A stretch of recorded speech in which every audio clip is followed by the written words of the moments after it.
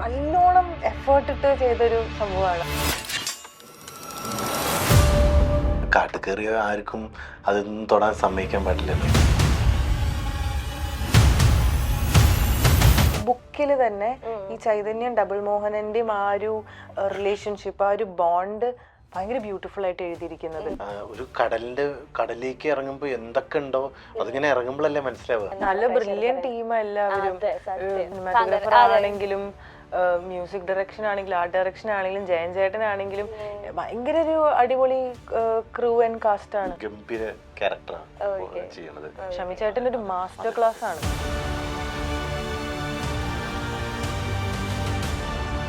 ഭയങ്കര രസമായിട്ട് ചെയ്തിട്ടുണ്ട്. പറയാൻ പറ്റുന്നില്ല. അത് നിങ്ങൾ പടത്തിൽ കണ്ട് തന്നെ ആസ്വദിക്കണം. നമുക്ക് അടിപൊളിയാണ്. കണ്ണൂർ സ്കോഡിൽ മമ്മൂക്കയാണ് എന്നെ റെഫർ ചെയ്യണത്. മമ്മൂക്കയുടെ അടുത്ത് ആദ്യമായിട്ട് കടി കിട്ടിയ ആള് ഞാൻ ഒറ്റയാണ്. ഏറ്റവും പേടിയുള്ളൊരു കാര്യം മമ്മൂക്കയുടെ കൂടെ അഭിനയിക്കണം എന്നായിരുന്നു. മമ്മൂക്ക ഇങ്ങോട്ട് വന്നിട്ട് ഒരു ഫോട്ടോ എടുക്കുന്നതിൽ വിരോധമുണ്ടോ? എനിക്ക് മമ്മൂക്കയുടെ കൂടെ മുസ്റ്റാങ്ങിൽ ഇരുന്ന് അഭിനയിക്കാൻ പറ്റി. റോഷാക്കില് മലയാളം ഇൻഡസ്ട്രി എന്ന് പറയുമ്പോൾ അവരുടെ മുഖത്ത് കാണുന്ന ഒരു തെളിച്ചം, അവർക്ക് ഭാഷ അറിയില്ല, പക്ഷെ മലയാളം സിനിമേന്റെ ഒരു ഭാഗമാവാ എന്ന് പറയുന്നതിനേക്കാളും മുകളിൽ എനിക്കിപ്പോ കറന്റ്ലി ഒന്നുമില്ല. നിങ്ങളുടെ ലോകം പ്രകാശപൂരിതമാക്കാൻ ഇനി അസാസ് LED ലൈറ്റ്സ്. വീട്ടിലേക്കും ഓഫീസിലേക്കും ഇനി the complete lighting solution. Asas എന്നാൽ ക്വാളിറ്റിയാണ്. അപ്പൊ ഇനി മറക്കണ്ട, അസാസിലേക്ക് പോവാം.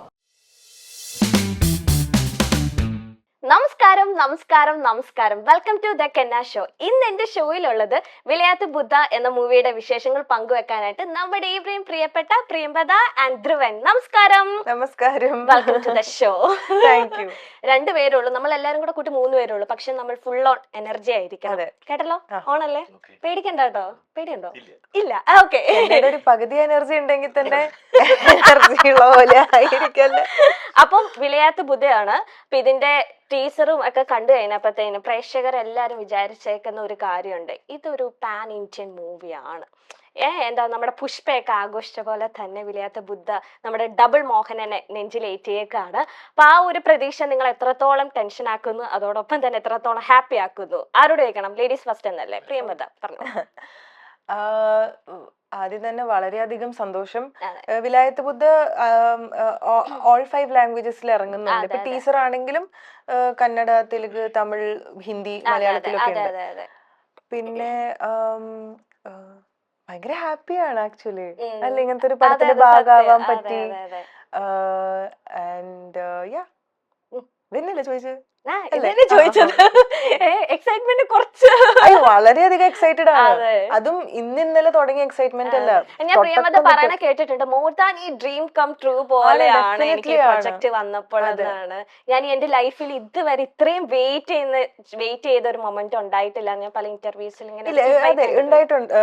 ഡെഫിനറ്റ്ലി എല്ലാ പടങ്ങളും നമുക്ക് അത്രയും നേരം സ്പെഷ്യൽ ആണ്. ബട്ട് ഞാൻ മേ ബി ഇതുവരെ വിലായത്ത് ബുദ്ധ പോലത്തെ ഒരു മൂവി ഇത്രയും ലാർജർ സ്കെയിലുള്ള ഒരു പടം ചെയ്തിട്ടില്ല.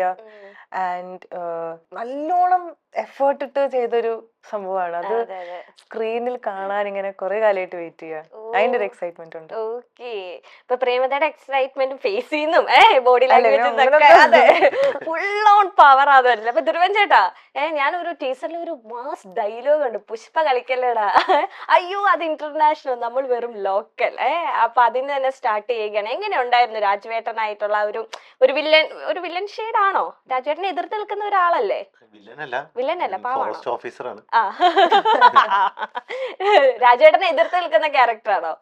എതിർത്ത് നിൽക്കാൻ പറഞ്ഞ കാട്ടുകയറിയ ആർക്കും അതൊന്നും തൊടാൻ സമ്മതിക്കാൻ പാടില്ലല്ലോ. ഫോറസ്റ്റ് ഓഫീസർ അങ്ങനത്തെ ഒരു ഓഫീസറാണ്. അങ്ങനത്തെ ഒരു ഓഫീസർ, പക്ഷെ പാവാണ് ഓഫീസർ. ധ്രുവൻ ചിലപ്പോ പാവായിരിക്കും, ഓഫീസർ പാവല്ല. ഓഫീസർ പാവല്ല, അതെനിക്ക് ആ ഡയലോഗ് തന്നെ മനസ്സിലായേ. രാജുവേട്ടന്റെ അടുത്ത് അങ്ങനെ ഒരു ഫൈറ്റിംഗ് അല്ലെങ്കിൽ ഇങ്ങനത്തെ ഒരു എതിർത്ത് നിൽക്കുന്ന എത്രത്തോളം സപ്പോർട്ടീവ് ആയിരുന്നു രാജുവേട്ടൻ? ഭയങ്കര സപ്പോർട്ടീവ് ആയിരുന്നു. രാജുവേട്ടന്റെ കൂടെ വർക്ക് ചെയ്യാന്ന് പറയുന്നത് നമുക്ക് ഓൾറെഡി ടെൻഷനാണ്. കാരണം രാജുവേട്ടൻ പെട്ടെന്ന് ഒരു മിസ്റ്റേക്ക് പോലും വരാതെ പുള്ളി എഫേർട്ട്ലെസ്ലി ചെയ്യുന്ന പല കാര്യങ്ങളും നമ്മളായിട്ടൊരു ബുദ്ധിമുട്ട് അവർക്ക് ഉണ്ടാവരുതെന്ന് മാത്രം ഞാൻ ആഗ്രഹിച്ചിട്ടുണ്ട്. നമ്മളായിട്ടൊരു പ്രശ്നവും ഉണ്ടാവാതെ ഈസി ആയിട്ട് തന്നെ അവരെ ബുദ്ധിമുട്ടിക്കരുത് എന്നുള്ളതുണ്ടായിരുന്നു. അത്രയും ഞാൻ കുറച്ച് എഫേർട്ട് ഇട്ടു. പക്ഷേ കുറെ ബുദ്ധിമുട്ടുകൾ എൻ്റെ ഭാഗത്ത് നിന്ന് ഉണ്ടായിട്ടുണ്ട്. രാജുവേട്ടനാണെങ്കിലും ജയൻ ചേട്ടനാണെങ്കിലും പ്രൊഡ്യൂസേഴ്സിനാണെങ്കിലും എല്ലാവർക്കും ഉണ്ടായിട്ടുണ്ട്. പക്ഷേ ഇവരെല്ലാവരും ഭയങ്കര സപ്പോർട്ടീവ് പറഞ്ഞു. രാജുവേട്ടൻ എസ്പെഷ്യലി ഭയങ്കര സപ്പോർട്ടീവ് ആയിരുന്നു. കാരണം അത് എന്തെങ്കിലും തെറ്റിക്കഴിഞ്ഞാലോ അല്ലെങ്കിൽ അത് ശരിയാവാതെ വന്നാലോ രാജുവേട്ടനും അത് കൂളായിട്ട് തന്നെ നിൽക്കുന്നുണ്ടാവും. ഓക്കെ ചെയ്യ് ഒരു പ്രശ്നമില്ല ചെയ്യ് എന്ന് പറഞ്ഞിട്ട് വീണ്ടും വീണ്ടും അത് ഭയങ്കര വെൽക്കമിങ് ആയിരുന്നു, ഭയങ്കര കംഫർട്ടായിരുന്നു. ഇതില് പ്രിയമതയുടെ ക്യാരക്ടർ നെയിം ചൈതന്യം, നോവലത്തെ സെയിം ക്യാരക്ടർ നെയിംസ് ആണ് എല്ലാവരും. നമുക്കെല്ലാം 2020 ഒരു ബെസ്റ്റ് സെല്ലിംഗ് നോവലായിരുന്നു അല്ലേ വിലയാത്ത ബുദ്ധ എന്ന് പറയുമ്പോൾ. ഇപ്പം ഈ ആടുജീവിതം ഇറങ്ങിയപ്പോഴും നമ്മൾ വായിക്കുന്നവരുടെ ഇമാജിനേഷൻ പലർക്കും പലതായിരിക്കും. ഇപ്പൊ ഓരോരുത്തരും ഇപ്പൊ സെയിം നോവൽ തന്നെയാണ് ഞാനും പ്രിയമതയും വായിക്കണമെങ്കിൽ നമ്മുടെ ഇമാജിനേഷൻ പലതും ആയിരിക്കും. ഇത് രാജുവേട്ടൻ ആടുജീവിതം ഇറങ്ങിയപ്പോൾ പറഞ്ഞാണ്, ഒരു വായിച്ചാൽ കിട്ടുന്ന ഇമാജിനേഷനെ വെല്ലാൻ നമുക്ക് സിനിമയ്ക്ക് പറ്റത്തില്ല. കാരണം നമ്മുടെ ഇമാജിനേഷന് ലിമിറ്റ് ഇല്ലാതെ നമ്മൾ ചിന്തിക്കും. അപ്പൊ അങ്ങനെ കുറച്ചൊരു കോൺട്രവേഴ്സി ആടുജീവിതത്തിന് ഉണ്ടായിട്ടുണ്ടായിരുന്നു. അപ്പൊ ഇതിലേക്ക് വരുമ്പോൾ എങ്ങനെയാണ്? കാരണം ഞാൻ ഉൾപ്പെടെ നമ്മൾ രണ്ടുപേരും വായിച്ചിട്ടില്ലല്ലോ. ഞാൻ മുന്നത്തെ ഇന്റർവ്യൂസിൽ കേട്ടിരുന്നു. ഇല്ല, ഞാനും വായിച്ചിട്ടില്ല. അപ്പൊ പ്രിയമത വായിച്ച വ്യക്തിയാണ്. അപ്പൊ അതെങ്ങനെ നോക്കി കാണുന്നു? കാരണം രണ്ട് സൈഡ് ഓഫ് ആൾക്കാരായിരിക്കും ഈ മൂവി കാണാൻ പോകുന്നത്. ഓരോരുത്തരുടെയും വ്യൂ ഒരേപോലെ, കാരണം ഓരോ പോലെയല്ലേ. അപ്പൊ ഈ വായിക്കാത്തവരും വായിച്ചവർക്ക് ഇത് അവരുടെ മനസ്സിൽ ഉണ്ടാവുന്ന ചിത്രം എന്ന് പറയുന്നത് ഒരു ബഡ്ജറ്റ് ഇല്ല. പക്ഷെ ഇതിനൊരു അതാണ് ഞാൻ പറഞ്ഞത്, ഇമാജിനേഷൻ വലിയ ചെലവ് കൊടുക്കൊന്നുമില്ല, അങ്ങ് ഇമാജിൻ ചെയ്ത് നമുക്ക് വെക്കാം. അതെ. അപ്പൊ അത് നിങ്ങളെ ചെറിയ രീതിയിലെങ്കിലും ചിന്തിപ്പിക്കുന്നുണ്ടോ? ചെറിയ രീതിക്കല്ലേ, വലിയ രീതിക്ക് ചിന്തിപ്പിച്ചിട്ടുണ്ട്. ഇപ്പൊ എന്റെ ഫസ്റ്റ് വേർഡ് ആണെങ്കിലും അതൊരു ഒരു ബെസ്റ്റ് സെല്ലിംഗ് ആയിട്ടുള്ളൊരു ഫ്രാൻസിസ് നറോണയുടെ നോവൽ സിനിമ ആയതായിരുന്നു. അപ്പൊ ആ സമയത്തും അത് ഭയങ്കര ചാലഞ്ചിങ് ആയിരുന്നു. അപ്പൊ മനസ്സിലായുള്ളൊരു കാര്യം, ഇപ്പൊ പറഞ്ഞതുപോലെ ഇപ്പൊ ഞാനൊരു സെയിം ബുക്ക് വായിച്ചാലും സെയിം ബുക്ക് വായിച്ചാലും നമ്മുടെ മനസ്സിലുള്ള ക്യാരക്ടേഴ്സ് ചിലപ്പോ വേറെ തന്നെ ആയിരിക്കാം. അപ്പൊ ഇവിടെ എനിക്കത് എന്താ ചെയ്യാൻ പറ്റുക? എനിക്ക് ചെയ്യാൻ പറ്റുന്നത് ഇന്ദുഗോപൻ ചേട്ടൻ, അതായത് ഈ കഥ എഴുതിയ ഈ കഥാപാത്രങ്ങളെ ആദ്യം ഇമാജിൻ ചെയ്ത ആളാണ് ഇന്ദുഗോപൻ ചേട്ടൻ. ഇന്ദുഗോപൻ ചേട്ടന്റെ കൂടെ ഇരുന്നിട്ട് കുറെയൊക്കെ മനസ്സിലാക്കി എടുക്കുക. അതായത് ആളുടെ മനസ്സിൽ ഇതെങ്ങനെയാണ്, ആളുടെ മനസ്സിൽ ഈ കഥാപാത്രം എങ്ങനെയാണ്, ഈ കഥാപാത്രത്തിന് ഒരു ശബ്ദം രൂപമൊക്കെ കൊടുക്കുമ്പോ കുറെയൊക്കെ എങ്ങനെയായിരിക്കണം എന്ന് എന്റെ ഫസ്റ്റ് ചാലഞ്ച് എന്ന് പറയുമ്പോൾ ഇന്ദുഗോപൻ ചേട്ടനെ ഡിസപ്പോയിന്റ് ചെയ്യരുത്. കാരണം ഒരു അതർ മില്യൺ ആൾക്കാരുടെ ഡിഫറെന്റ് ഇമാജിനേഷൻസ് എങ്ങനെയായിരിക്കും എനിക്ക് അതൊരു എനിക്കറിയില്ല. ഇപ്പൊ രാജുവേട്ടൻ പറഞ്ഞതുപോലെ അതൊരിക്കലും നമുക്ക് വെല്ലുവിളിക്കാൻ പറ്റാത്തൊരു കാര്യമാണ്. റൈറ്ററിന്റെ ഒരു ഇമാജിനേഷനിലേക്കെങ്കിലും എത്താൻ ശ്രമിക്കണം. അതുകൊണ്ട് മിക്ക സമയത്തും ഞാൻ ഇടയ്ക്കിടയ്ക്ക് ഇന്ദുഗോപൻ ചേട്ടനോട് ചോദിക്കാറുണ്ടായിരുന്നു, ഇതാണോ മനസ്സിൽ കണ്ടത്, അല്ലെങ്കിൽ പറയും ഇതാണോ, ഇതാണോ വേണ്ടിയിരുന്ന ചൈതന്യം എന്ന് ഞാൻ ഇടയ്ക്കിടയ്ക്ക് ചോദിക്കാറുണ്ടായിരുന്നു. ഇപ്പൊ ഈ പുഷ്പ ഇപ്പൊ എല്ലാരും ടീച്ചറിന്റെ അടിയിൽ കമ്പയർ ചെയ്ത് പുഷ്പയാണ്. ചന്ദനം കേൾക്കുമ്പോഴേ നമുക്ക് എല്ലാവരുടെ മനസ്സില് പുഷ്പയാണ് കേറി വരുന്നത്. അപ്പൊ ഞാൻ ജസ്റ്റ് ഒരു കൊളേക്കില് ഞാൻ ചോദിക്കാണ്, പുഷ്പ എത്ര ഫയർ ആയാലും എത്ര ഇതൊക്കെ ആയാലും പുഷ്പയുടെ ഒരു വള്ളി ശ്രീവല്ലിയുടെ കയ്യിലുണ്ടായിരുന്നു. അതുപോലെ തന്നെയാണ് ഡബിൾ മോഹനൻ, ഭയങ്കര മാസാണ്, ഭയങ്കര തീയാണ്. പക്ഷെ ഒരു ചരട് ചൈതന്യത്തിന്റെ കയ്യിലുണ്ടോ? ഫസ്റ്റ് ഓഫ് ഓൾ ആ പടവും ആ ക്യാരക്ടേഴ്സ് ആയിട്ട് യാതൊരു യാതൊരുവിധ ബന്ധവും ഇല്ല. അപ്പൊ നമ്മൾ അങ്ങനെ കമ്പയർ ചെയ്യേണ്ട. അങ്ങനെയാണെങ്കിൽ ഏത് സിനിമയിലും ഇപ്പോ രണ്ട് ക്യാരക്ടേഴ്സ് അങ്ങനെയും പറയാലോ, ചെറുട് കയ്യില് മറ്റേ ചെറുട് കയ്യിലൊക്കെ പറഞ്ഞ് ഉണ്ടാക്കാൻ പറ്റുന്ന കുറെ ക്യാരക്ടേഴ്സ് ഉണ്ട്. പക്ഷെ അങ്ങനെ കമ്പയർ ചെയ്യാനേ പറ്റില്ല, കമ്പയർ ചെയ്യേണ്ട ആവശ്യവും ഇല്ല. ഞാൻ അത് ചോദിക്കാൻ കാരണം, ഇപ്പം ഒരു സോങ് ഇറങ്ങിയല്ലോ നിങ്ങളുടെ, അപ്പൊ ആള് ഇപ്പൊ എന്താ പറയാ, ഡബിൾ മോഹനൻ എത്ര ഇതായാലും പക്ഷെ ചൈതന്യത്തിന്റെ അടുത്ത് ഒരു സോഫ്റ്റ് ഒരു ഇത്, അല്ലെങ്കിൽ പേടിപ്പിക്കും, വിളിച്ചാ വിളിപ്പുറത്തെത്തുന്നൊക്കെ പോലെ തോന്നി. അത് ആക്ച്വലി ഇപ്പൊ ബുക്കില് തന്നെ ഈ ചൈതന്യം ഡബിൾ മോഹനന്റെയും ആ ഒരു റിലേഷൻഷിപ്പ്, ആ ഒരു ബോണ്ട് ഭയങ്കര ബ്യൂട്ടിഫുൾ ആയിട്ട് എഴുതിയിരിക്കുന്നത്. നമ്മൾ ഒരു റിലേഷൻഷിപ്പ് എപ്പോഴാണ് സക്സസ്ഫുൾ ആവുന്നത്, അത് അത്രയും സെക്യൂർ ആയിരിക്കുമ്പോഴാണ്. ഈ പടം കാണുമ്പോൾ കുറെ ഡയലോഗ്സ് ഉണ്ട്, കുറച്ച് ഇൻസ്റ്റൻസസും ഉണ്ട്, അത് ബുക്കിലും ഉണ്ട് ആക്ച്വലി. അല്ലാതെയും കുറച്ച് സാധനങ്ങൾ പടത്തിലുണ്ട്. അത് ഇവരുടെ റിലേഷൻഷിപ്പ് എത്രത്തോളം മെച്യൂർ ആണ്, സെക്യൂർ ആണ്. ഒരാള് ചെറുതായിട്ട് ഡൗൺ ആവും, മറ്റാളുണ്ട്, മറ്റാൾ ഡൗൺ ആവും, മറ്റാളുണ്ട്. ബാലൻസ് ഉണ്ടല്ലോ, അത് ഭയങ്കര രസമായിട്ടാണ് ഇന്ദുഗോപൻ ചേട്ടൻ എഴുതിയത്. അത് നമ്മൾ മാക്സിമം പടത്തിലേക്കും ആ ക്യാരക്ടേഴ്സ് തമ്മിൽ അങ്ങനത്തെ ഒരു ഇക്വേഷൻ ഉണ്ടാവണം എന്ന് ഒരു ശ്രമം നടത്തിയിട്ടുണ്ട്. Okay okay. ഇപ്പൊ ചേട്ടന് നോവല് വായിച്ചിട്ടില്ല, ഞാനും വായിച്ചിട്ടില്ല. പക്ഷെ ഇന്റർവ്യൂസിലൊക്കെ ഇരിക്കുമ്പോൾ വായിച്ചാൽ കൊള്ളാന്നുണ്ട്. പക്ഷെ ഞാൻ ഓർത്തു മൂവി കണ്ട് കഴിഞ്ഞിട്ട് വായിക്കണയാണോ ബെറ്റർ, അതോ അങ്ങനെ ഒരു കൺഫ്യൂസിങ് സ്റ്റേജിലാണ് ഞാൻ ഇരിക്കുന്നത്. ചേട്ടന്റെ അവസ്ഥ എങ്ങനെയാണ്? ധ്രുവൻ ചേട്ടൻ എനിക്കിപ്പോ വായിക്കണം എന്നുള്ള അവസ്ഥയിലാണ് വായിക്കണം എന്നുള്ള അവസ്ഥയിലാണ്. വായിച്ചാ കൊള്ളാം. കാരണം ഇത്രയും പറഞ്ഞപ്പോ ആ ഭയങ്കര രസമായിട്ട് തോന്നി എനിക്ക്. Okay. ആ ഒരു വേൾഡ് ഒന്ന് കേറി കണ്ടിട്ട് ഉം. പടം നമുക്കറിയാം, അതെ. ഓക്കെ ഇങ്ങനെയാണ്, പക്ഷെ ആ ഒരു വേൾഡിൽ എന്താണ് കിട്ടാൻ പോകുന്നത് എന്നുള്ളതൊന്ന് അറിഞ്ഞാൽ കൊള്ളാന്നുണ്ടായിരുന്നു. റീഡിങ് ഹാബിറ്റ് ഉള്ള വ്യക്തിയാണ്? കമ്മിയാണ്, ഉണ്ടാക്കിക്കൊണ്ടിരിക്കുക. ഉണ്ടാക്കിക്കൊണ്ടിരിക്കുക. ഞാനും അതെ, കുറച്ച് കമ്മിയാണ്, എന്നാലും ഉണ്ടാക്കിക്കൊണ്ടിരിക്കുകയാണ്. ധ്രുവൻ ചേട്ടൻ ചെയ്തേക്കുന്ന കുറച്ച് കഥാപാത്രങ്ങൾ എടുത്തു നോക്കുമ്പോൾ കുറച്ച് വില്ലൻ നെഗറ്റീവ് ഷെയ്ഡ് ഉള്ളത് അല്ലെങ്കിൽ വില്ലൻ ക്യാരക്ടേഴ്സ് ഒക്കെ ആയിട്ടുള്ള മിക്ക കഥാപാത്രം, ഏറ്റവും കൂടുതൽ എനിക്ക് കൗണ്ടില് എനിക്ക് തോന്നുന്നു കുറച്ച് അല്ലെ ടഫ് ആൻഡ് റഫ് ആയിട്ടുള്ള ക്യാരക്ടേഴ്സ് ആണ് ചെയ്തിരിക്കുന്നത്. പക്ഷെ ചേട്ടൻ ഭയങ്കര സെൻസിറ്റീവ് ആണ്, തൊട്ടാവാടി ആണെന്നാണ് ചേട്ടൻ പറയുന്നത്. ഞാൻ സ്നേഹിക്കുന്ന ആൾക്കാർ എന്നെ മൈൻഡ് ആക്കിയില്ലെങ്കിൽ എനിക്ക് പെട്ടെന്ന് കരച്ചിൽ വരും, സങ്കടം വരും. അങ്ങനത്തെ ഒരു ധ്രുവനെ അറിയാമോ? ഞാൻ ധ്രുവനെ ഈ പടത്തിലാണ് പരിചയപ്പെടുന്നത്. ഓക്കെ. ആൻഡ് ഒരു സീൻ ചെയ്യുന്നതും കണ്ടിട്ടുണ്ട്. അപ്പൊ ധ്രുവൻ മറ്റേ റേഞ്ച് ഓഫീസർ അതെ അതെ അതെ, അത് വേറെ തന്നെ ഒരാളാണ്. അവിടെ ഇങ്ങനെയൊന്നും അല്ല. അല്ല ശരിക്കും പരിചയമില്ല. ബട്ട് വളരെ ഒരു സോഫ്റ്റ് പേഴ്സൺ ആയിട്ടൊന്നും എനിക്ക് ഇതുവരെ തോന്നിയിരിക്കണത്. അത് നല്ലൊരു കാര്യമല്ലേ? അതെ, ഭയങ്കര സെൻസിറ്റീവ് ആണല്ലേ? സെൻസിറ്റീവ്, പെട്ടെന്ന് കരയ എന്താണോ അത് ചെയ്യും. അത് തോന്നിയത് ഈ ലാസ്റ്റ് ആയിട്ട് മൈൻഡ് ആക്കാതിരുന്നപ്പോ സങ്കടം തോന്നിയ നിമിഷം ഏതാണ്? അച്ഛനോ അമ്മയോ ഫ്രണ്ട്സോ ആരെങ്കിലും മൈൻഡ് ആക്കാതിരുന്നപ്പോ ഇങ്ങനെ സങ്കടം തോന്നിയോ? തോന്നും. അയ്യോ, സാധാരണ നമുക്കൊക്കെ മിണ്ടി കഴിഞ്ഞാൽ തീരാവുന്ന പ്രശ്നമുള്ളൂ.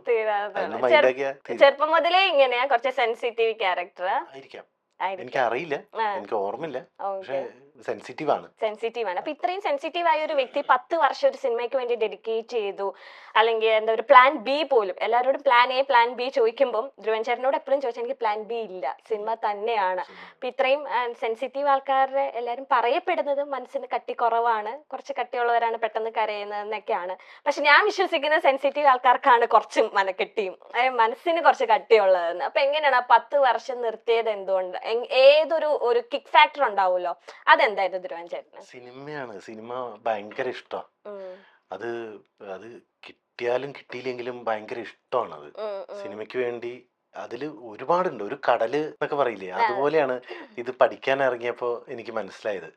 നമ്മള് ഒന്നും പഠിച്ചിട്ടൊന്നുമില്ല, പക്ഷെ ഒരു കടലിലേക്ക് ഇറങ്ങുമ്പോ എന്തൊക്കെ ഉണ്ടോ അതിങ്ങനെ ഇറങ്ങുമ്പോഴല്ലേ മനസ്സിലാവുക. ആ ഒരു സ്റ്റേജിലാണ് ഞാൻ നിൽക്കുന്നത്. സിനിമയാണ്. സിനിമ എന്നൊരു വേർഡ് കണ്ടാ മതി എന്നല്ലേ? ഇപ്പൊ ചേട്ടനെ സംബന്ധിച്ചിടത്തോളം രണ്ടുപേരും ഓഡീഷൻസ് അറ്റൻഡ് ചെയ്തിട്ടാണ് ഫിലിമിലേക്ക് എൻട്രി ചെയ്തത്. ചേട്ടൻ 3000+ ഓഡീഷൻസ് അറ്റൻഡ് ചെയ്തിട്ടുണ്ട്. എന്നാൽ പ്രിയമതയുടെ കേസ് എടുക്കുവാണെങ്കിൽ ഫസ്റ്റ് പോയ ഓഡീഷൻ തന്നെ സെലക്ട് ആയി എന്നുള്ളതാണ്. എന്തോ നല്ല സമയമായിരുന്നു ആ സമയത്ത്. അത് ആർക്കും കിട്ടാത്ത കുറെ പേര്, 1 or 2 ഒക്കെ ആയിട്ട് ഫസ്റ്റ് ടൈമാണ് ഓഡീഷൻ അറ്റൻഡ് ചെയ്തു, അത് കിട്ടി. എനിക്കൊന്ന് കിസ്മത്തിന്റെ ഡയറക്ടറിന്റെ മൂവി അല്ലേ? അപ്പൊ ആ ഒരു അവസരത്തിൽ എന്ത് തോന്നി? കാരണം അങ്ങനെ എക്സ്പെക്ട് ചെയ്തൊന്നും അല്ലല്ലോ പോയത്. ഒരു എക്സ്പീരിയൻസ് ആയിക്കോട്ടെ എന്ന് വിചാരിച്ച് പോയൊരു ഓഡീഷൻ ആയിരുന്നു അത്. കാരണം അപ്പോഴും പഠിച്ചുകൊണ്ടിരിക്കായിരുന്നു, കോളേജ് സെക്കൻഡ് ഇയറിലായിരുന്നു. അത് കഴിഞ്ഞിട്ട് ഫിലിം സ്കൂളിലേക്ക് പോയി പഠിച്ച് പിന്നെ ഓഡീഷൻസ് ഒക്കെ അറ്റൻഡ് ചെയ്യാം എന്നുള്ളൊരു അങ്ങനെയായിരുന്നു മനസ്സിലുള്ള പ്ലാനിങ്.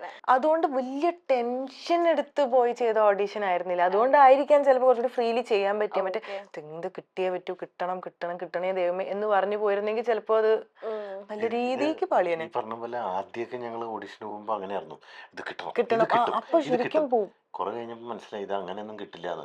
പിന്നെ വെറുതെ പോകുമ്പോ ശരിക്കും പറഞ്ഞാൽ ചിലപ്പോ നമ്മൾ വേറെ ആൾക്കാർ ഇപ്പോ അത് കഴിഞ്ഞിട്ട് ഞാനിപ്പോ ഒരു ഓഡിഷൻ ചെയ്യുമ്പോൾ അവിടെ ഓഡിഷൻ ചെയ്യാനിരിക്കുന്ന വേറെ ആൾക്കാരൊക്കെ കാണുമ്പോൾ അവരൊരു കോൺഫിഡൻസ് ലെവൽ കാണുമ്പോൾ നമ്മുടെ ഉള്ളതും പോവും. അയ്യോ ഇവർക്ക് ഫുൾ അപാര കോൺഫിഡൻസ് ആണല്ലോ ദൈവമേ, നമ്മളിനി ചെയ്യണോ വേണോ വേണ്ടോ. അത് അങ്ങനെ ആലോചിച്ച് പോയതല്ല. ആഗ്രഹപ്പുറത്ത് അച്ഛൻ പറയുന്നു എനിക്ക് സിനിമയാണല്ലോ ആഗ്രഹം, ഇവിടെ ഒരു ഓഡിഷൻ നടക്കുന്നുണ്ട്, കിസ്മത്തിന്റെ ഡയറക്ടർ ഷാനവാസ് കെ ബാബുക്കുട്ടിയുടെ പടമാണ് കിസ്മത്ത്, ഞാൻ കണ്ട് എനിക്ക് ഇഷ്ടമുള്ളൊരു മൂവിയാണ്. അപ്പൊ അങ്ങനെ കുറച്ചൊരു ടെൻഷൻ ഫ്രീ ആയിട്ട്, പിന്നെ എന്റെ ഭാഗ്യം കൂടിയാണ്. അതായത് അവര് തേടിക്കൊണ്ടിരുന്ന എന്തെങ്കിലും എനിക്ക് ഫീച്ചർ എന്തെങ്കിലും ഉണ്ടാവുമായിരിക്കാം. ഞാൻ ആക്ച്വലി ബിനോയേട്ടനായിരുന്നു എന്റെ കാസ്റ്റിംഗ് ഡയറക്ടർ. ബിനോയ് ചേട്ടൻ കുറേ അടിപൊളി സിനിമകൾക്ക് കാസ്റ്റിംഗ് ചെയ്യുന്നതാണ്. ഞാൻ ബിനോയ് ചേട്ടനോട് ചോദിച്ചിട്ടുണ്ട് എന്നിൽ എന്ത് കണ്ടിട്ടാണ് ഈ സിനിമയിൽ കാസ്റ്റ് ചെയ്തത്, കാരണം അത്രയും ഗംഭീരമായ റോളാണ്. എന്റെ ഓഡിഷൻ എനിക്ക് തോന്നുന്നില്ല അത്രയും നന്നായിരുന്നു എന്ന്. അപ്പോ ബിനോയ് ചേട്ടൻ പറയായിരുന്നു, ഞാൻ ആ പടത്തിൽ സാറക്കൊച്ചു എന്ന് പറഞ്ഞ കഥാപാത്രത്തിന് വേണ്ടിയിട്ട് ഞാനൊരു ആനിമൽ ആയിട്ട് അസോസിയേറ്റ് ചെയ്യുന്നുണ്ടായിരുന്നത്. അപ്പൊ ആള് പൂച്ച എന്നുള്ളൊരു ആനിമലിനെയാണ്, കാരണം ആ പടത്തിൽ പൂച്ചകൾക്ക് ഭയങ്കര പ്രാധാന്യമുണ്ട്. ആ ഷോർട്ട് സ്റ്റോറിയിൽ കുറച്ചും കൂടി കൂടുതൽ ഒരു പൂച്ചേനെയാണ് ആള് തേടിക്കൊണ്ടിരുന്നത്. എവിടേക്കോ ആൾക്ക് എന്നെ കണ്ടപ്പോ എവിടേക്കോ ഒരു പൂച്ചനെ പോലെ തോന്നി. അപ്പൊ ഞാൻ ഞാൻ പൂച്ചെങ്കിൽ പൂച്ച അല്ലേ. ഓക്കെ, അപ്പൊ അങ്ങനെയായിരുന്നു ആ ഒരു ജേർണി സ്റ്റാർട്ട് ചെയ്തത് അല്ലേ. ഓക്കെ, ഇപ്പൊ വിളയാത്ത് ബുദ്ധയിലേക്ക് വരുമ്പോ നമ്മുടെ സച്ചി ചേട്ടന്റെ ഏറ്റവും വലിയൊരു ഡ്രീം പ്രൊജക്ട് ആയിരുന്നു, ആൻഡ് നമ്മുടെ ജയൻ നമ്പ്യാർ ചേട്ടന്റെ ഫസ്റ്റ് ഡയറക്ടർ ഡെബ്യൂട്ട്. അപ്പൊ ആസ് എ ഡയറക്ടർ എങ്ങനെയുണ്ടായിരുന്നു ആളായിട്ടുള്ള അസോസിയേഷൻ? ആ പുഞ്ചിരി രണ്ടുപേരുടെ പേര് പറയുമ്പോ തന്നെ ഭയങ്കര കണ്ണു. ജയൻ ചേട്ടനെ ഒരിക്കലും മറക്കില്ല. കാരണം ഇനിയും ജയൻ ചേട്ടന്റെ അടുത്ത് ചാൻസ് ഞാൻ ചോദിച്ചുകൊണ്ടിരിക്കുകയാണ്. അടുത്ത പടത്തിലും ജയൻചേട്ടന്റെ എല്ലാ പടത്തിലും. കാരണം ഭയങ്കര ഒരു ക്ലാസ് ആണ് പുള്ളിയുടെ അടുത്ത് കിട്ടുന്നത്. ആസ് എൻ ആർട്ടിസ്റ്റ് ഭയങ്കര ഒരു ക്ലാസ് ആണ് പുള്ളിയുടെ അടുത്ത്. അല്ല, ഇതിന്റെ ടീച്ചർ ഇറങ്ങിയപ്പോ നമ്മുടെ പ്രേക്ഷകരും ഒന്നാകെ പറഞ്ഞതാണ് സച്ചി ചേട്ടന്റെ ഡ്രീം പ്രൊജക്ടിന് അത് 100% എന്താ പറയാ ആൾക്ക് നീതി പുലർത്തിയിട്ടുണ്ട്. ആസ് എ ടീച്ചർ മാത്രം ഇറങ്ങിയപ്പോ തന്നെ പ്രേക്ഷകർ ഓരോ ഷോർട്സ് ആയിക്കോട്ടെ, അതിന്റെ ഒരു മ്യൂസിക് എഫക്റ്റ് ആയിക്കോട്ടെ, നല്ല കിടിലായിട്ടാണ്. നല്ല ബ്രില്യൻ ടീമാ എല്ലാവരും. മറ്റേ ഇപ്പൊ സിനിമാറ്റോഗ്രാഫർ ആണെങ്കിലും മ്യൂസിക് ഡയറക്ഷൻ ആണെങ്കിലും ആർട്ട് ഡയറക്ഷൻ ആണെങ്കിലും ജയൻ ചേട്ടനാണെങ്കിലും ഭയങ്കര ഒരു അടിപൊളി ക്രൂ ആൻഡ് കാസ്റ്റ് ആണ്. അപ്പോ അതിന്റേതായ ഒരു ക്വാളിറ്റി എന്തായാലും ടീസറിലും ട്രെയിലറിലും സിനിമയ്ക്കും ഉണ്ടാവും. അതെ അതെ, ഈ ടീസറിൽ പിന്നെ നമ്മുടെ ഷമി തിലകൻ ചേട്ടന്റെ ഒരു ഷോട്ട് ഉണ്ട്, അത് എടുത്ത് പറയേണ്ട. ആ ഒരു ഡബിൾ മോഹനേക്കാളും എക്സ്പീരിയൻസ്ഡ് ആയിട്ടുള്ള ഒരു മറയൂർക്കാരനായിട്ടാണോ ഷമി ചേട്ടൻ അതിനകത്തുള്ള ക്യാരക്ടർ? ക്യാരക്ടറാണ് ചെയ്യണത്. ഭയങ്കര രസമായിട്ട് ചെയ്തിട്ടുണ്ട്, ഭയങ്കര രസമായിട്ട്. അത് കണ്ടു കഴിഞ്ഞാൽ മനസ്സിലാവും, അടിപൊളിയാണ്. ഓരോ മൂമെന്റ്സ് ഒക്കെ ഉണ്ട്, അത് പറയാൻ പറ്റില്ല ഇപ്പൊ പറഞ്ഞു കഴിഞ്ഞാൽ. അതെ, ശരിക്കും അതെ. എനിക്കത് അതിനെ കുറിച്ച് കൊറേ സംസാരിക്കണം എന്നുണ്ട്. ഷമ്മി ചേട്ടന്റെ ചില പടത്തിലുള്ള ചില മൊമെന്റ്സ്, പക്ഷെ അത് പറയാൻ പറ്റുന്നില്ല.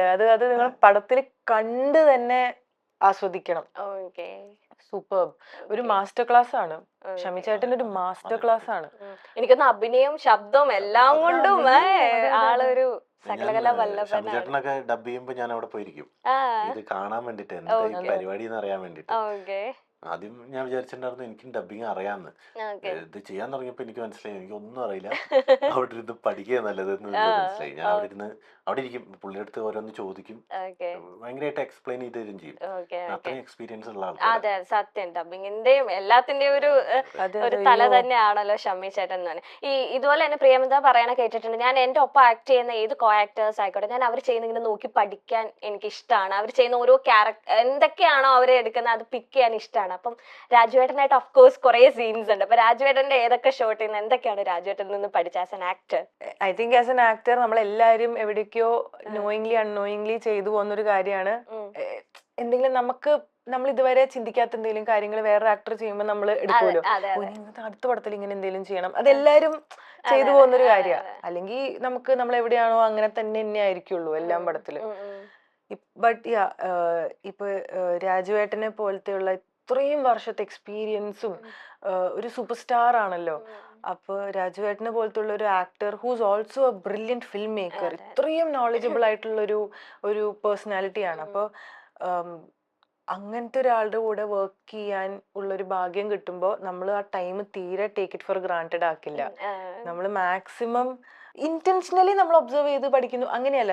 കാരണം ആ സമയത്ത് നമ്മളോട് സീൻ ചെയ്യുവാണ്, ഞാൻ ചൈതന്യമായിട്ട് സീൻ ചെയ്യുവാണ്, ഞാൻ സീനിനെ കുറിച്ചാണ് കൂടുതൽ ആലോചിക്കുന്നതൊക്കെ. പക്ഷെ എനിക്ക് ശരിക്കും വേറെ രാജുവേട്ടൻ്റെ ഞാൻ ഏറ്റവും ഇൻസ്പയർഡ് ആയിരിക്കണത്, ഒരു നല്ല ആക്ടർ ആവണമെങ്കിൽ ജസ്റ്റ് ആക്ടിങ്ങിനെ കുറിച്ച് മാത്രമല്ല, ചുറ്റുമുള്ള ബാക്കി എല്ലാ കാര്യങ്ങളെ കുറിച്ച് നല്ലൊരു ധാരണയുണ്ടെങ്കിൽ അത് ശരിക്കും നമ്മുടെ പെർഫോമൻസിൽ നമുക്കൊരു നല്ലൊരു പവർ ഉണ്ടാവും. നമ്മൾ പെർഫോം ചെയ്യുമ്പോൾ എനിക്ക് ലൈറ്റിങ്ങിനെ കുറിച്ച്, ലെൻസിനെ കുറിച്ച്, എല്ലാത്തിനെയും കുറിച്ച് അത്രയും നോളജ് ഉണ്ടെങ്കിൽ എന്റെ ആക്ടിങ്ങിനും ഹെൽപ്പ് ചെയ്യും. ഞാൻ മുമ്പ് വിചാരിച്ചിരുന്നത് അഭിനയം നല്ലൊരു ബെറ്റർ ആക്ടർ ആവണമെങ്കിൽ ആക്ടിങ്ങിനെ കുറിച്ച് എനിക്ക് ഇനിയും നോളജ് വേണം, കുറേയും കൂടി പഠിക്കണം, അത് വേണം. അല്ല, മാക്സിമം നമ്മുടെ സറൗണ്ടിങ്സിനും കൂടി ടെക്നിക്കൽ നോളജും കൂടി ഉണ്ടെങ്കിൽ അത് ഭയങ്കര ആഡഡ് ബെനിഫിറ്റ് ആണ്. അത് രാജുവേട്ടന്റെ നമ്മൾ ശരിക്കും നമ്മൾ കണ്ടറിഞ്ഞ് നമ്മൾ അറിയാണ്ട് നമ്മുടെ തലയിൽ അത് ഫീഡ് ചെയ്യും നമ്മള്. അതെ അതെ അതെ അതെ. ഇപ്പൊ മൊത്തം നമ്മുടെ സ്ക്രീനിലായിക്കോട്ടെ, എവിടെ ഫങ്ഷൻസിലായിക്കോട്ടെ മിന്നൽ വള മാത്രമേ ഉള്ളൂ. പ്രിയമതയുടെ ഫേസിന് രജിസ്റ്റർ ആകാത്ത ആരും ഉണ്ടാവത്തില്ല കേട്ടോ. സത്യമായിട്ടെ കല്യാണ ഫംഗ്ഷന് പോയാൽ അവിടെ മിന്നൽ വള ഉണ്ടാവും. ബ്രൈഡ് ആൻഡ് ഗ്രൂമിന്റെ എൻട്രിക്ക് മിന്നൽ വള ഉണ്ടാവും. ഇപ്പൊ റിംഗ് എക്സ്ചേഞ്ചിനുണ്ടെങ്കിൽ അവിടെ മിന്നൽ വള, സലൂണിൽ പോയാൽ അവിടെ മിന്നൽ വള, ബസ്സിൽ പോയിട്ടുണ്ടെങ്കിൽ അവിടെ മിന്നൽ വള, മിന്നൽ വള, എല്ലായിടത്തും മിന്നൽ വള. എനിക്ക് തോന്നുന്നു അടുത്തിടെ ഇത്രയും ആഘോഷിച്ച ഒരു പാട്ട്, റിപ്പീറ്റ് മോഡായിട്ട് ഇങ്ങനെ കേട്ടോണ്ടിരിക്കുന്ന പാട്ട്. വീട്ടിൽ എത്ര പ്രാവശ്യം ഈ പാട്ട് വെക്കും? അയ്യോ എത്ര പ്രാവശ്യം കേട്ടിട്ടുണ്ടെന്നറിയോ? എത്ര പ്രാവശ്യം. കാരണം ആദ്യമായിട്ടാണ് എനിക്ക് ഇങ്ങനത്തെ ഒരു ഭാഗ്യം കിട്ടുന്നത്. ഞാൻ അഭിനയിച്ച ഒരു പാട്ട്, നമ്മള് ഒരു പാട്ട് ഇറങ്ങുമ്പോൾ നമ്മള് നല്ല രീതിക്ക് അത് ഹിറ്റ് ആവണം, ആൾക്കാർക്ക് ഇഷ്ടമാവണം എന്നതിന്റെ ഉപരി നമ്മൾ ഇങ്ങനെ ഒരു ബൂം ആവണം എന്ന്, ഇന്റർനാഷണലി ബൂം ആവണം പോലും നമ്മൾ ചിന്തിക്കുന്നില്ലല്ലോ. അങ്ങനെ ആയപ്പോ ഞാനിങ്ങനെ ഇങ്ങനെയും ഒരു പാട്ട് കാരണം സംഭവിക്കൂലേ, എവിടെ പോയാലും ഞാൻ മിന്നൽ വള തന്നെയാ കേട്ടിരിക്കുന്നത്. എപ്പോഴും എനിക്കിങ്ങനെ സോഷ്യൽ മീഡിയയിലെ ആൾക്കാര് എത്ര എഫേർട്ട് ഇട്ടിട്ട് അവര് റീൽസ് ഒക്കെ ഉണ്ടാക്കുന്നതെന്ന് അറിയാം. ചിലവര് ആക്ച്വൽ ലൊക്കേഷൻസിൽ പോയി മാക്സിമം കോസ്റ്റ്യൂം വരെ മാച്ച് ചെയ്യാൻ വേണ്ടിയിട്ട് രസമായിട്ട് ഷൂട്ട് ചെയ്തിട്ടൊക്കെ. അപ്പൊ ഒരു പാട്ട് അവർക്ക് അത്രയും ഇഷ്ടപ്പെട്ടത് കൊണ്ടല്ല അവർ ഇത്രയും എഫേർട്ട് ഇട്ടിട്ട് അതൊക്കെ റീക്രിയേറ്റ് ചെയ്യാൻ നോക്കുന്നത്.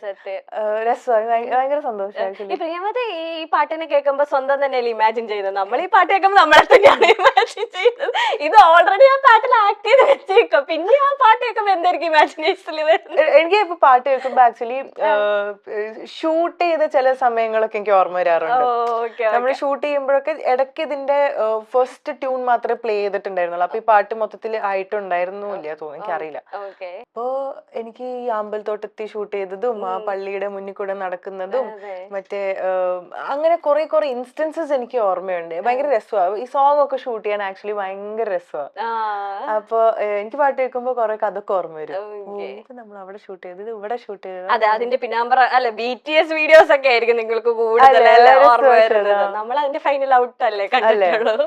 അതുപോലെ തന്നെ ക്യൂന് ഇറങ്ങിയപ്പോഴും അതെ അല്ലെ, ധ്രുവൻചേട്ടന്റെ കോളേജ് ഫംഗ്ഷൻ ആയിക്കോട്ടെ, ഞങ്ങൾ എല്ലാവരും പൊടിപാറും നെഞ്ചിനകത്ത് ലാലേട്ടനും ആ ക്യൂന് ഇറങ്ങിയപ്പോ എല്ലാ പാട്ടും ആ മറ്റേ സ്ലോ നല്ലൊരു മെലഡി ട്രാക്കും ഉണ്ട്. അതും ആയാലും ഇപ്പൊ എന്താ നിവിൻ പോളി ചേട്ടൻ വരുമ്പോ എപ്പോഴും നമ്മൾ പ്രേമം എന്ന് ചോദിക്കുന്ന പോലെ തന്നെയാണ് ധ്രുവൻചേട്ടൻ എപ്പോ കണ്ടാലും നമ്മൾ ക്യൂൻ എന്നുള്ള ഒരു പടം എപ്പോഴും ആ ക്യാരക്ടർ നമ്മുടെ മനസ്സിലേക്ക് വരും. അപ്പൊ ആ സമയത്ത് സെലിബ്രേറ്റ് ചെയ്ത പാട്ടുകളാണ്. എനിക്കത് പൊടിപാറും ഒക്കെ ഇപ്പോഴും ഓണത്തിന് കോളേജുകളിൽ ഇടാറുണ്ട്.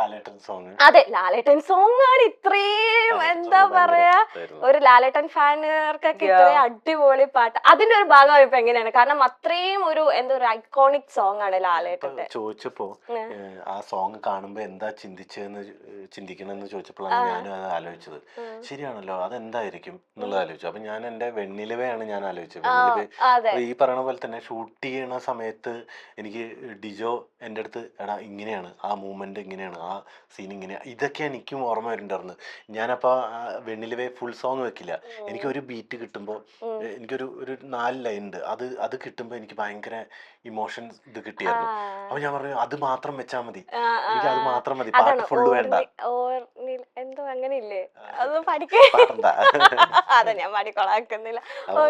ആ ലൈൻ മാത്രമാണ് ഞാൻ വെച്ചിട്ടുണ്ടായിരുന്നത്, ഫുൾ സോങ് വെച്ചിട്ടുണ്ടായിരുന്നില്ല. ത്രൂ ഔട്ട് എനിക്കത് മതി. എനിക്ക് ആ 4 വരിയിലാണ് ഞാൻ ഇങ്ങനെ എനിക്ക് ആ ഹുക്ക് കിട്ടിയിട്ടുണ്ടായിരുന്നത്.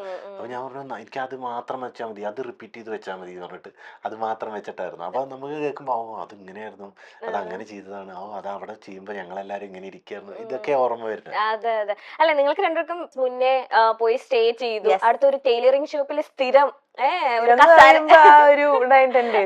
അതെ സ്ഥിരം 9 ദിവസം 10 ദിവസം ടൈലറിംഗ് ഷോപ്പിൽ ഒരു കസാര ഇട്ട് ഇരിക്കുകയെന്ന് ഞാൻ കേട്ടു. ശല്യായി തോന്നുന്നു.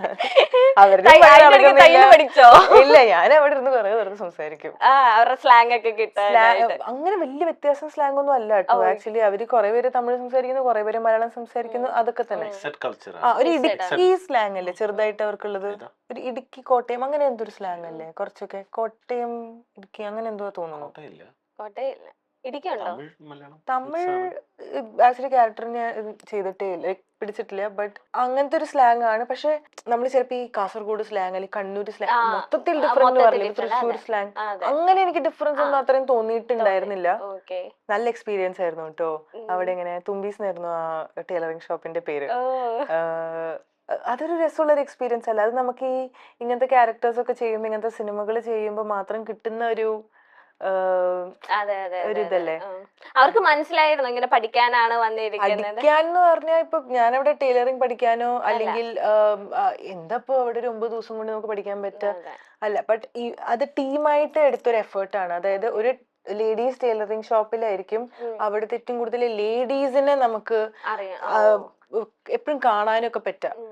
അപ്പൊ അതൊരു നല്ലൊരു ഐഡിയ അല്ലേ. അപ്പൊ അവിടെ പോയിരിക്കും, ജസ്റ്റ് വെറുതെ അവിടെ ചില്ല് ചെയ്യാ, അതൊക്കെ തന്നെ. മിങ്കിൾ ചെയ്യാ. കുറച്ച് കഴിഞ്ഞിട്ട് എല്ലാവരുമായിട്ട് ഭയങ്കര പരിചയം. പിന്നെ ഒരു സ്ഥലത്ത് നിന്ന് ആ സ്ഥലം പോണെങ്കിൽ ഒരു 10 മിനിറ്റ് എടുക്കും എല്ലാവരോടും ഹായ് ഒക്കെ പറഞ്ഞ്. കാരണം അവിടെ ചെറിയൊരു സ്ഥലം, എല്ലാവർക്കും എല്ലാവരും അറിയാം.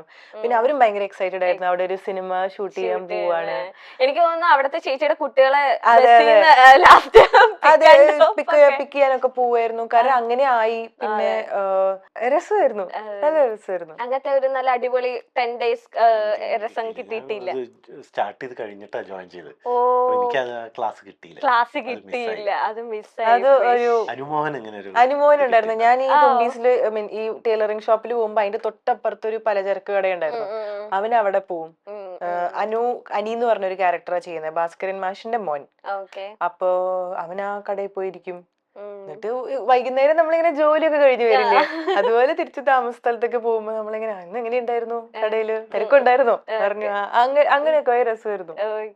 ഇപ്പം ഇതിൽ വിലയാത്ത ബുദ്ധ എന്നൊരു നെയിം വന്നോണ്ട് ഞാൻ ചോദിക്കുന്നത്, ബുദ്ധ ഫാൻ ആണോ നിങ്ങൾ രണ്ടുപേരാരെങ്കിലും? ബുദ്ധ ഫാൻ ആണ്. ചിലവരുടെ വീട്ടിൽ കാണാം ബുദ്ധയുടെ തന്നെ പല പല സ്റ്റാച്യൂസും കൊറേ സംഭവങ്ങള് ഉണ്ട്. കളക്ഷൻ ഉണ്ട്. മാക്സിമം ഞാൻ കളക്ട് ചെയ്ത് വെക്കും.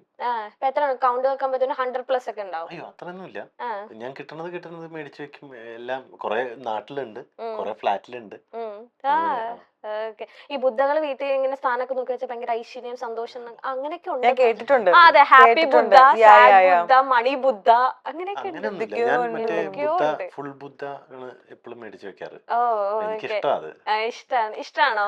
എനിക്ക് എന്താ പറയാ, ഈ ബുദ്ധിസം ഫോളോ ചെയ്യുന്ന പ്ലേസസിലേക്ക് ട്രാവൽ ചെയ്യുമ്പോൾ കിട്ടുന്ന തരം ഒരു എന്തോ ഒരു സാധനമുണ്ട്.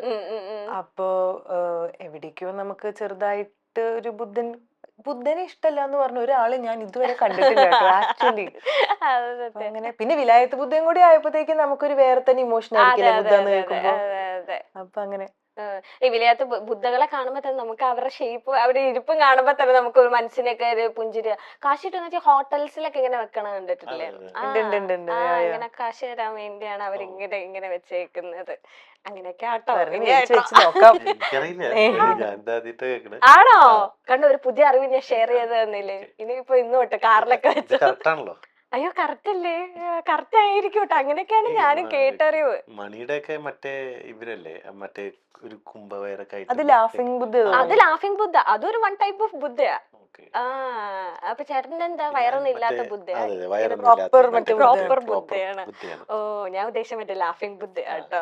സന്തോഷം മാത്രം തരുന്ന ഒരു ബുദ്ധ. ഇപ്പൊ നിങ്ങൾ രണ്ടുപേരും എടുത്തു നോക്കുമ്പോൾ ഒരു കോമൺ എന്ന് വെച്ചാൽ കണ്ണൂർ സ്ക്വാഡിൽ മമ്മൂക്കയോടൊപ്പം ചെയ്തിട്ടുണ്ട്, റൊഷാക്കിലും മമ്മൂക്കയോടൊപ്പം ചെയ്തിട്ടുണ്ട്. അപ്പൊ രണ്ടുപേർക്കും കിട്ടിയേക്കണ അറിവ്, രണ്ടുപേർക്കും കിട്ടിയേക്കണ ആ ഒരു ഇന്റിമേസി മമ്മൂക്കയുടെ അടുത്ത് ഡിഫറെന്റ് ആയിരിക്കും. അപ്പൊ ധ്രുവൻ ചേട്ടന് എങ്ങനെ ഉണ്ടായിരുന്നു? മമ്മൂക്ക എന്ന് പറഞ്ഞ ഒരു ലെജൻഡറി ആക്ടറിന്റെ ഒപ്പം വില്ലൻ ക്യാരക്ടറും കൂടിയാണ് ചെയ്തത്. How was that? നമുക്ക് അടിപൊളിയാ.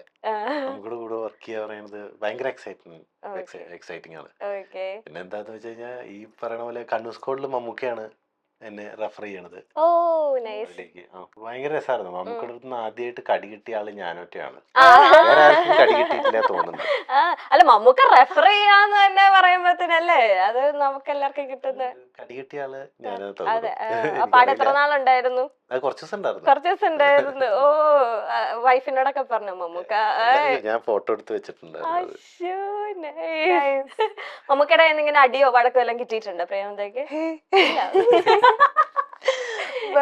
മമ്മൂക്കയുടെ ഒരു ലവ് ലാംഗ്വേജ് എന്ന് വെച്ചിട്ടുണ്ടെങ്കിൽ സ്നേഹമുള്ളവരോടൊക്കെ നീ എവിടെ ഇരിക്കായിരുന്നു അങ്ങനെ ഇങ്ങനെ അതൊക്കെ ഇങ്ങനെ ഇങ്ങനെ പറയാം. നമ്മൾ ഷൂട്ടിങ്ങിനായാലും നമ്മൾ ഇന്റർവ്യൂസിലൊക്കെ വരുമ്പോ നല്ല ഈ കാര്യമായിട്ട്. പറയുന്ന പോലത്തെ ഒരു ആളേ അല്ല, വേറൊരു അടിപൊളി ആളാണ് മമ്മൂക്ക. ഓക്കെ. ബാക്കി പുറത്ത് പലതും പറയുന്നുണ്ട്, പക്ഷെ അതൊന്നും അല്ല. ഇല്ല, ഞങ്ങൾക്കറിയാം ഇന്റർവ്യൂവിനൊക്കെ വരുമ്പോ പാവാണ് ഭയങ്കര എല്ലാരുമായിട്ട്. അടിപൊളിയാണ്. അടിപൊളി. ഒബ്വിയസ്ലി ഇത്രയും വലിയൊരു പേഴ്സണാലിറ്റിയാണ്. നമ്മൾ മെഗാ സ്റ്റാർ എന്ന് വിളിക്കുന്ന ഒരു എന്താണ്, ആൻഡ് ഹ്യൂജ് മമ്മൂക്ക ഫാനാണ്. അപ്പോ മമ്മൂക്കനെ ആദ്യമായിട്ട് നേരിട്ട് റോഷാക്കിലിന്റെ സെറ്റിൽ കണ്ടപ്പോൾ എന്റെ മോസ്റ്റ് എക്സൈറ്റിംഗ് ആൻഡ് ഓൾസോ എനിക്ക് ഏറ്റവും പേടിയുള്ള ഒരു കാര്യം മമ്മൂക്കയുടെ കൂടെ അഭിനയിക്കണം എന്നായിരുന്നു. എനിക്ക് കുറച്ച് ദിവസത്തെ വർക്ക് ഉണ്ടായിരുന്നുള്ളൂ, ബട്ട് ഉള്ളത് മോസ്റ്റ്ലി മമ്മൂക്കയുടെ കൂടെ മാത്രമായിരുന്നു. പിന്നെ ഐ തിങ്ക് ഷറഫുദ്ദീന്റെ കൂടെ ഒരു രണ്ടൊന്ന് സീൻ. എന്ത് രസമാണ് മമ്മൂക്കേന്റെ കൂടെ ഒന്ന് ജസ്റ്റ് കുറച്ച് നേരം ചെലവഴിക്കാന്ന് പറഞ്ഞു കഴിഞ്ഞാൽ എനിക്ക് ഫോട്ടോ എടുക്കണം നല്ല ആഗ്രഹം ഉണ്ടായിരുന്നു. യൂഷ്വലി ഞാൻ അങ്ങനെ അത്ര ഫോട്ടോ എടുക്കാറില്ല, പക്ഷെ എനിക്കിങ്ങനെ മമ്മൂക്കയുടെ കൂടെ അഭിനയിച്ചു എന്ന് ഞാൻ പറയുന്നത് തന്നെ എനിക്കൊരു ഒരു വിൻ ഇൻ ഇറ്റ് സെൽഫ് അല്ലേ, ഭയങ്കര പ്രൗഡാണ് ഞാൻ. എനിക്ക് ലാലേട്ടൻ്റെ കൂടെ എപ്പോഴും അഭിനയിക്കണം തന്നെ, എനിക്ക് ഇതുവരെ ആ ഭാഗ്യം കിട്ടിയിട്ടില്ല. അപ്പോ പക്ഷെ എനിക്ക് ഫോട്ടോ എടുക്കട്ടെ എന്ന് ചോദിക്കാനും ചെറിയൊരു ഇപ്പൊ അത് ബുദ്ധിമുട്ടാണെങ്കിലോ, ക്യാരക്ടർ കോസ്റ്റ്യൂം മേക്കപ്പിലും ആണല്ലോ മമ്മൂക്ക. എന്റെ പാക്കപ്പ് കഴിഞ്ഞിട്ട് ഞാൻ അവരുടെ സീൻ കഴിയാൻ വേണ്ടി വെയിറ്റ് ചെയ്യുമായിരുന്നു. അത് കഴിഞ്ഞിട്ട് മമ്മൂക്ക ഇങ്ങോട്ട് വന്നിട്ട് ഒരു ഫോട്ടോ എടുക്കുന്നതില് വിരോധമുണ്ടോ? അപ്പൊ ഞാനിങ്ങനെ അയ്യോ നമുക്ക് ഞാൻ അത് പറയണം വിചാരിച്ചായിരുന്നു. പക്ഷെ ഞാൻ അതൊക്കെ എനിക്ക് ഞാൻ ഒരിക്കലും മറക്കാത്ത ചില മൊമെന്റ്സ് ആണ്. ചെറുപ്പത്തിൽ സ്ക്രീനിൽ ഇത്രയും ലെജൻഡറി ആയിട്ടുള്ള ഒരു ആക്ടറിനെ കണ്ട് ആളുടെ കൂടെ അഭിനയിക്കാൻ പറ്റി, കുറച്ചു നേരം സംസാരിക്കാൻ പറ്റി. അതിനേക്കാളും എന്താ വേറെ വേണ്ടേ അല്ലേ? ആൻഡ് മമ്മൂക്ക ആൻഡ് കാർസ് അറിയാലോ, എനിക്ക് മമ്മൂക്കയുടെ കൂടെ മുസ്റ്റാങ്ങിൽ ഇരുന്ന് അഭിനയിക്കാൻ പറ്റി റോഷാക്കില്. അപ്പൊ ഞാൻ അങ്ങനെ എല്ലാം കൊണ്ട് ഞാൻ തൃപ്തകരമായി. വേറെ കളികളാണ്, കുഴപ്പമില്ല അല്ലേ? നമുക്കും അതെ മമ്മൂക്കനൊക്കെ ഇന്റർവ്യൂ ചെയ്യാനൊക്കെ ആയിട്ട് വരും. ഒരു അസൂയ ഞാൻ മറക്കുന്നു അപ്പുറത്ത്. പിന്നില്ലാണ്ട് വേറെ ആരുടെ പറഞ്ഞാലും കുഴപ്പമില്ല. മമ്മൂക്ക ലാലേട്ടൻ എന്നൊക്കെ പറയുമ്പോ മലയാളികളുടെ അല്ലേ സ്വകാര്യ സ്വത്താണല്ലോ. ഇപ്പൊ നിങ്ങൾ രണ്ടുപേരും മൂവീനെ ഭയങ്കര മാനിഫെസ്റ്റ് ചെയ്ത ആൾക്കാരാണ്. മൂവി കയറണം, രണ്ടുപേരുടെ സ്ട്രഗിൾസ് വേറെ ആയിരിക്കും. ഇപ്പം പ്രേമതയുടെ സ്ട്രഗിൾസ് വേറെ, പക്ഷെ അച്ഛനും അമ്മയൊക്കെ ഭയങ്കര സപ്പോർട്ടീവ്. എനിക്കത് ഫസ്റ്റ് ഓഡിഷൻ കിട്ടിയത് തന്നെ അച്ഛൻ ന്യൂസ് പേപ്പർ കട്ടിങ് സൂക്ഷിച്ചു വെച്ചിട്ടും അത്രയും സപ്പോർട്ടീവ് ആയിട്ട് ഒരു അച്ഛനും അമ്മയും അച്ഛനും ആർട്ടിസ്റ്റുകളാണ് അല്ലെ? അച്ഛൻ റൈറ്റർ ആണ്, അച്ഛൻ സൗത്ത് സോൺ കൾച്ചറൽ ഡയറക്ടറാണ്, ഓൾസോ റൈറ്റർ ആണ്. കാരണം അച്ഛന് റൈറ്റിംഗ് എനിക്കൊന്ന് ബുക്സ് ഒക്കെ പബ്ലിഷ് ചെയ്തിട്ടുണ്ട്. അമ്മ ഡാൻസറാണ്. അമ്മ ഡാൻസിന് വേണ്ടി മാത്രം കേരളത്തിലേക്ക് വന്ന് അത്രയും എന്താ പറയാ പാഷൻ ഇഷ്ടപ്പെടുന്ന അല്ലെങ്കിൽ ആർട്ടിനെ ഇഷ്ടപ്പെടുന്ന രണ്ടുപേരുടെ കുട്ടി. അപ്പൊ അതുകൊണ്ടായിരിക്കും അവർക്ക് ഞാനൊരു ആർട്ടിസ്റ്റ് ആവണം, എനിക്കും ആർട്ട് എന്നുള്ളൊരു മേഖലയിലേക്ക് കോൺട്രിബ്യൂട്ട് ചെയ്യണം എന്ന് പറഞ്ഞപ്പോ അവര് വളരെയധികം ഹാപ്പി ആയതും അത്രയും അണ്ടർസ്റ്റാൻഡിങ് ആയതും സപ്പോർട്ടീവ് ആയതും ചിലപ്പോ അവരും ആർട്ടിസ്റ്റ് ആയതുകൊണ്ട്. അതെ അതെ സത്യം സത്യം. ഇപ്പൊ ധ്രുവൻ ചേട്ടൻ ഇപ്പൊ ഇത്രയും സ്ട്രഗിൾ ചെയ്തു ആൻഡ് മലയാളത്തിൽ ഒരുപാട് നല്ല ടീമിന്റെ ഒപ്പം വർക്ക് ചെയ്യാൻ പറ്റി, തമിഴിൽ ചെയ്തു. അപ്പം ആ ഒരു 10 വർഷം അല്ലെങ്കിൽ ഇത്രയും സ്ട്രഗിൾ ചെയ്തിട്ട് ഇപ്പൊ ആസ് ആൻ ആക്ടർ എന്ത് തോന്നുന്നു തിരിഞ്ഞു നോക്കുമ്പോ? ഈ ഇൻഡസ്ട്രിയുടെ ഉള്ളിലാണല്ലേ എന്നുള്ളൊരു ഫീൽ ഉണ്ട്. പിന്നെന്താന്ന് വെച്ച് കഴിഞ്ഞാൽ ഇനിയും ഒരുപാട് പോവാനുള്ളത്, ഒരുപാട് ട്രാവൽ ചെയ്യാണ്ട്. അപ്പൊ അതൊക്കെ പെട്ടെന്ന് പഠിച്ച് മുന്നോട്ട് പോകണമെന്ന് ആഗ്രഹിക്കുന്നുണ്ട്. അതെ, പോട്ടെ, നിങ്ങളുടെ രണ്ടുപേരുടെ ആഗ്രഹങ്ങളെല്ലാം നടക്കട്ടെ. ഞാൻ ഒരു ലാസ്റ്റ് ആയിട്ട് ഒരു കമന്റും കൂടെ പറഞ്ഞ് ഞാൻ നിർത്തുകയാണ്. ഇതിന്റെ അടിയിൽ ഒരു കമന്റിന് ഭയങ്കര ലൈക്സ് കിട്ടിയ ഒരു കമന്റ് ആണ് നമ്മുടെ ടീച്ചറിന്റെ അടിയിൽ. ഇനി ഇന്ത്യൻ സിനിമ കുറച്ചു കാലം മലയാളികൾ ഭരിക്കട്ടെ.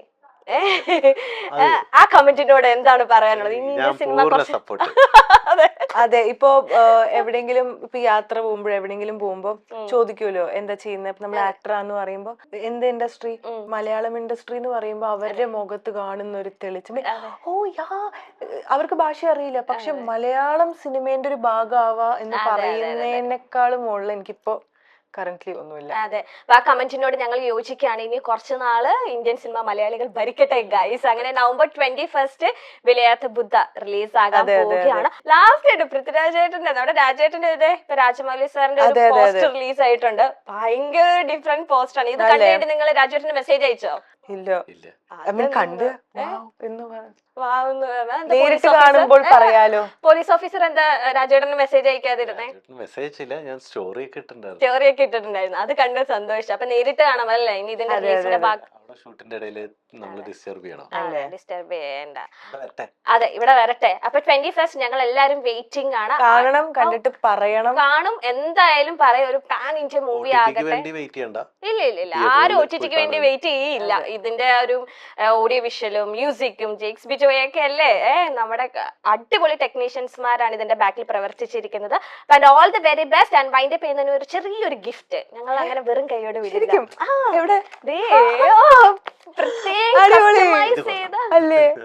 അതെ അതെ, ഇങ്ങനത്തെ സന്തോഷങ്ങളൊക്കെ ആദ്യം ഒരാൾക്ക് കൊടുക്കാല്ലേ. മൈൽ സ്റ്റോൺ മേക്കേഴ്സിന്റെ പ്രത്യേകം ഗിഫ്റ്റ്. അടിപൊളി. ഇപ്പൊ ഒരു ഉഷാറൊക്കെ ആയില്ലേ? അല്ലേ, അതാണ്. അപ്പൊ ഇന്നാ മൈൽ സ്റ്റോൺ മേക്കേഴ്സിന്റെ പ്രത്യേകം കസ്റ്റമൈസ് ചെയ്ത ഗിഫ്റ്റ് ആണ്. തുറക്കട്ടെ? തുറന്നോ. അപ്പൊ ഹാമ്പർ ക്യൂൻ ആണ് നമുക്ക് പ്രത്യേകം കസ്റ്റമൈസ് ചെയ്ത ഗിഫ്റ്റ് അയച്ചു തന്നിരിക്കുന്നത്. Thank you hamper queen. നല്ല അടിപൊളിയായിട്ടുണ്ടല്ലോ. ബുദ്ധിയുണ്ടോ? ഇല്ല. കാൻഡിൽ ആണോ?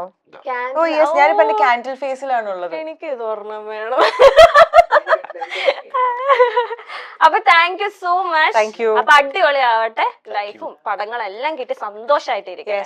അപ്പൊ ഹാമ്പേഴ്സ് ഇനിയും കിട്ടട്ടെ. അതെ, എല്ലാ ഇന്റർവ്യൂവിലും ഉണ്ടാവും. അപ്പൊ താങ്ക് യു സോ മച്ച്.